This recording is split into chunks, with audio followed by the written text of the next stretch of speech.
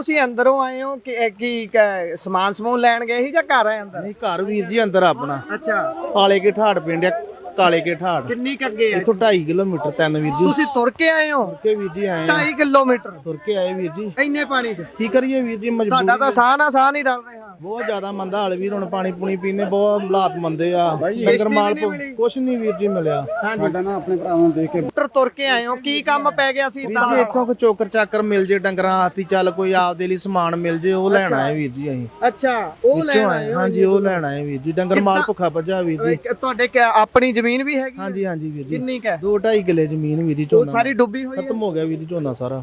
ਅੱਛਾ, ਕਿਹੜਾ ਪਿੰਡ ਆ ਤੁਹਾਡਾ?